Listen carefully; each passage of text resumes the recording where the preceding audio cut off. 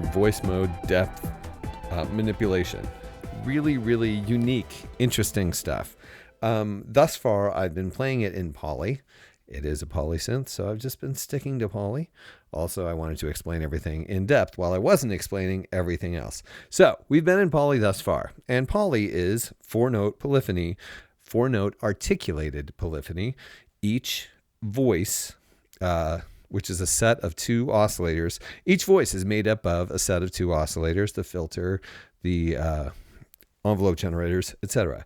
So each voice has all of that. So you can do things like each voice gets its own articulation, which is what you want, perhaps more than paraphonic polyphony, where all of the voices that you have share envelopes and a filter. Not quite as good. Anyway, so this is 4-voice articulated polyphony. We can switch it to duo, which then stacks all the voices on a single note. And if you play 2 notes, it splits 2 of the voices to 1 note and 2 of the voices to the other note.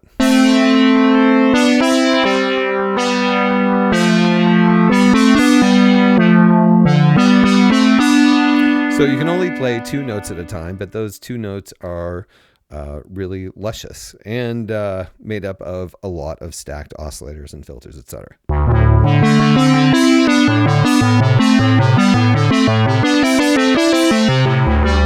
It just has a different tone. And if you're playing it and that's too many oscillators for you, you can always turn one of the oscillators down.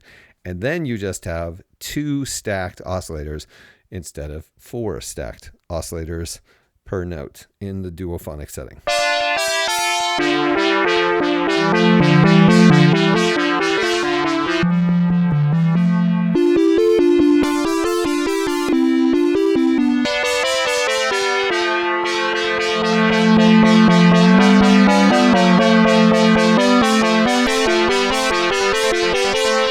So you can kind of thin it out a little bit if you want to.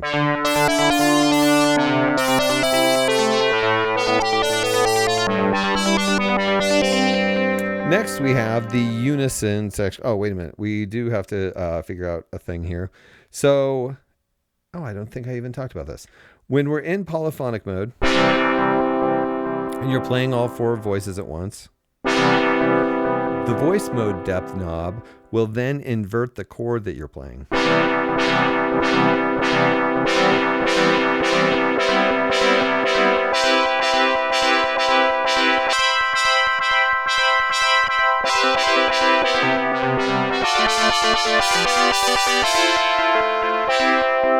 Which is kind of an interesting and strange effect that you can modulate. You can actually set it to modulate. You can set the lever to modulate this thing. And then in duophonic mode, it just detunes the oscillator so you get a fuller sound.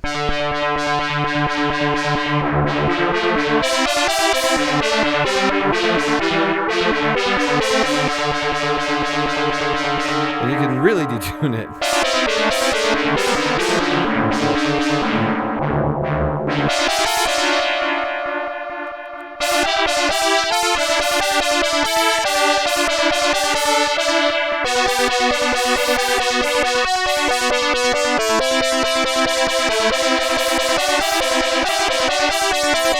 This is kind of a beautiful effect. Also, when you go into unison mode, that's all of the voices on a single note. Which isn't quite as overbearing as I might expect.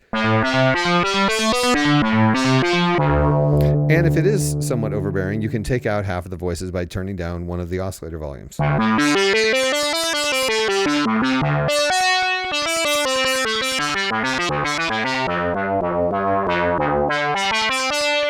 And the voice mode depth knob will detune.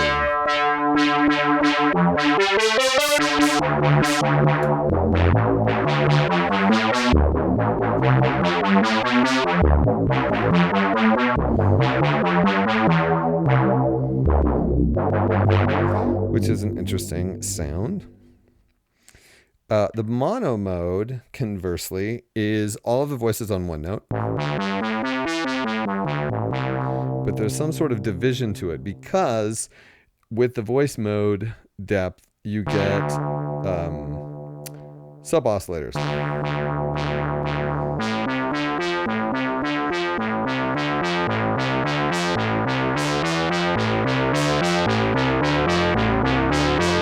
And obviously quite a few sub oscillators.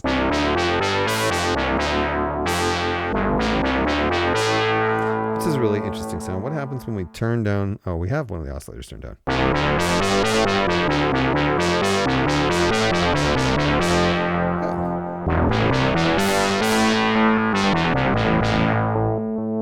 So that's interesting. The next one, chord. We start out with the 5th.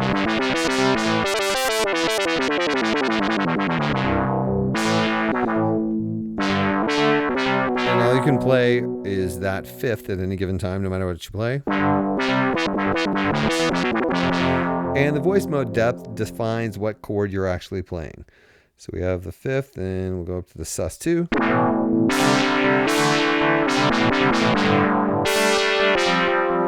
And minor.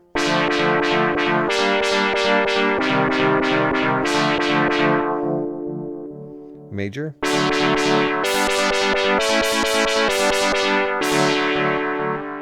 sus4. Minor 7.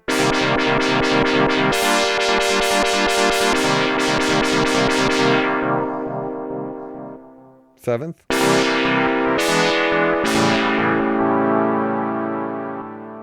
Seven sus4. Which, when I was going through this, I'm like, oh my gosh, that's such a Prince chord. So I was doing...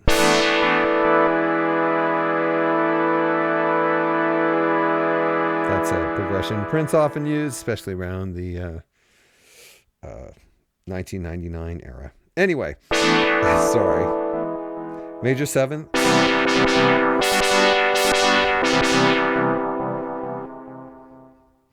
Augmented.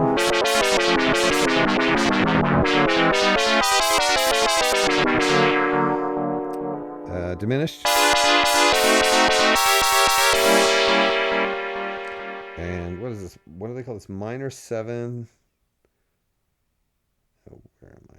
Minor 7 flat 5. And major 7 flat 5. So you can do lots of interesting things with those chords. Next we have delay.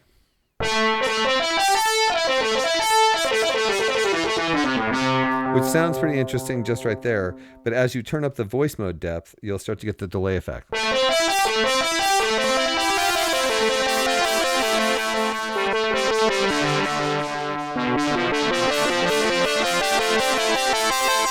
And that's not an actual delay, it's just reallocating the notes that you're playing, which is really interesting.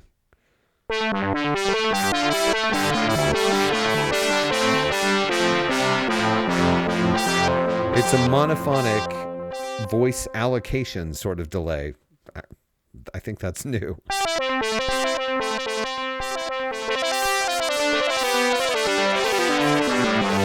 Then, if you want to get all wacky, we haven't talked about the delay yet, but you can turn on the delay, and then you have two delays happening.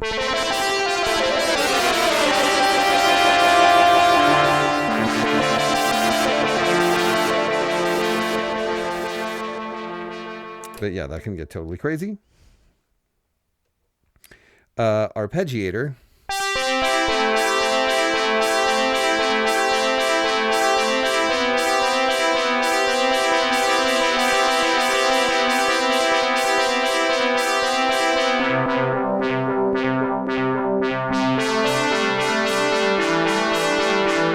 Which is pretty standard arpeggiator.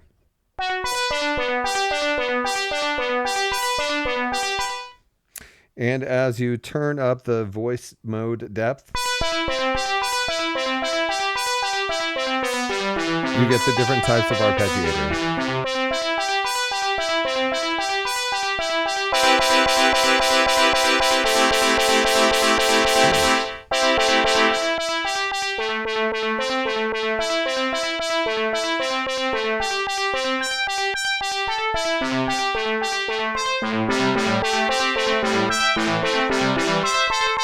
That's random, and it's actually taking intervals around with it. That's really interesting.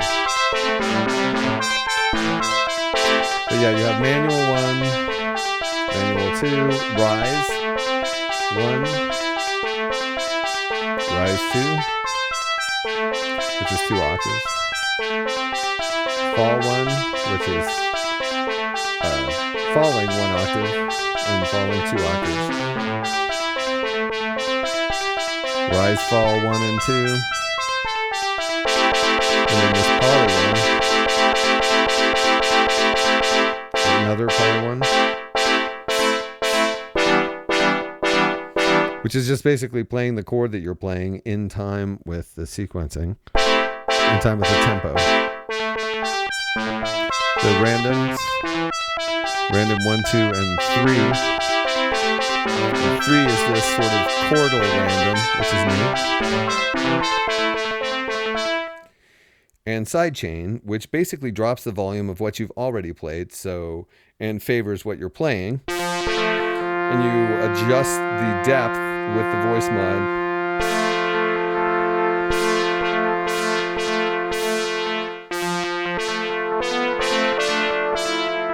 Hear how the F got quieter. Which allows you to draw attention to what you're doing and not what you're holding. And then it'll come back.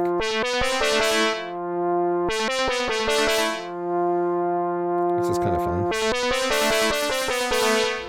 You can make it totally disappear.